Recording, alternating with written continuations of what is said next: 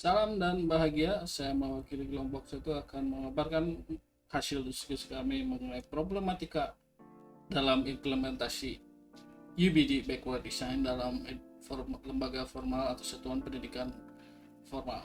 Nah, kelompok kami terdiri dari Ainun, saya sendiri, Gani, kemudian Muhammad Faris, Muhammad Syafiqur Rahman, Cindy, dan juga Zahra.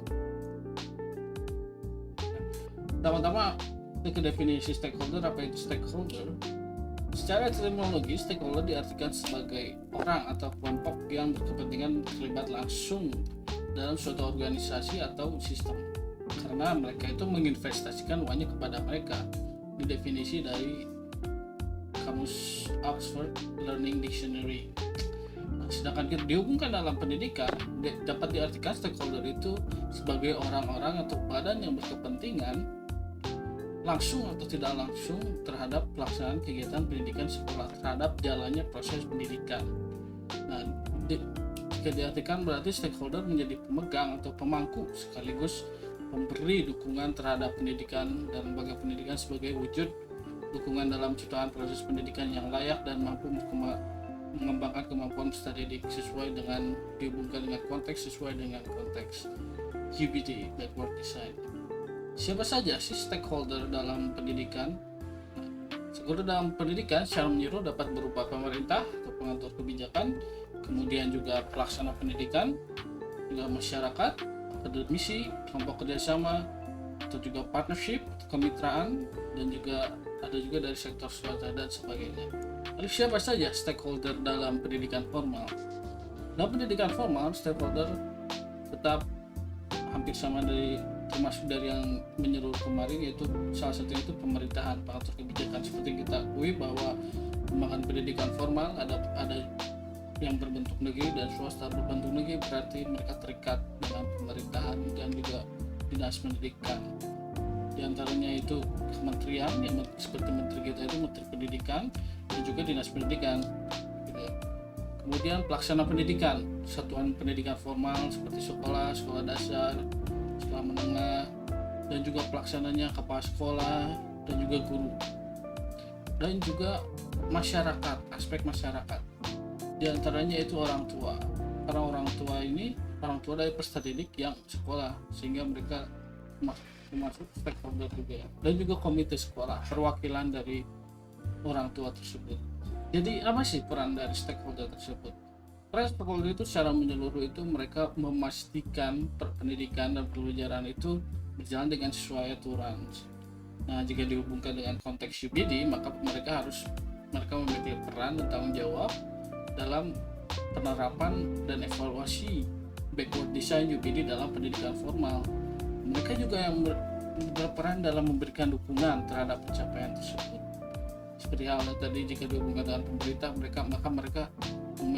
pemerintah memiliki tugas untuk mengkomunikasikan mengenai kerangka UBD ini. Mengkomunikasikan kepada siapa? Kepada instansi pendidikan. Selanjutnya, problematika yang akan muncul dalam implementasi UBD kali ini, pertama ini mengenai aspek pemerintahan atau pengatur kebijakan.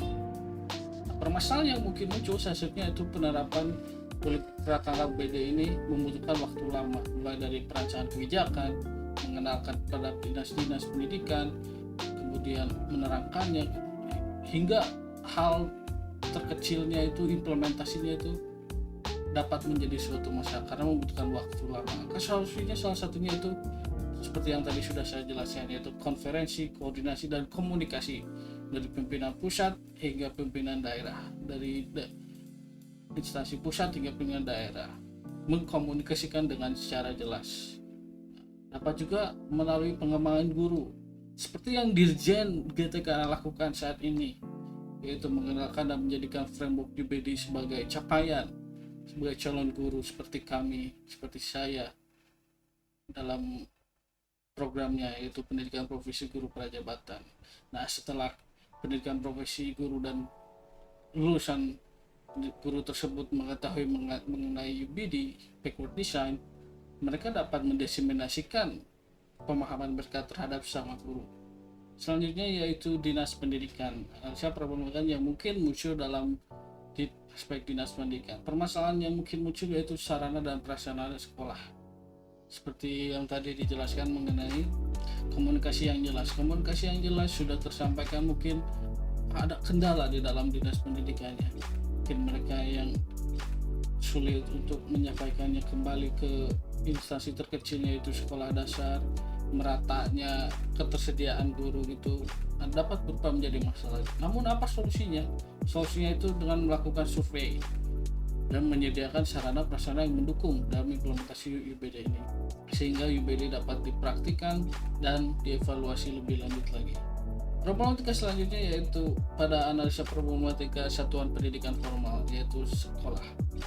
Nah, salah satunya permasalahan yang mungkin muncul yaitu inadaptability, kemampuan tidak dapat beradaptasi, sehingga guru-guru atau pelaksana pendidikan mungkin terpaku pada konsep kerangka perancangan kurikulum yang sudah terdahulu, yang sudah biasa digunakan, takut akannya perbedaan dan perubahan. Yang kedua itu keterbatasan waktu dalam perancangan, pengembangan, penerapan, dan juga evaluasi dari backward design. Nah, salah satu solusi yang dapat dilakukan oleh guru dan juga kepala sekolah ini, mereka dapat merancang 3 atau 4 orang guru untuk kelompok pengembangan.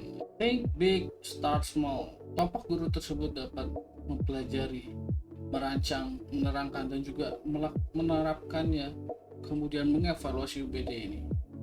Nah, setelah mereka kelompok tersebut memahami, mencapai understanding, mereka dapat mendiseminasikan tersebut ke guru-guru lainnya seperti yang sudah saya jelaskan sebelumnya. Think big, start small. Karena kelimitasi waktu, kelompok guru dapat melakukan secara bertahap. Seperti dalam satu semester mereka hanya dapat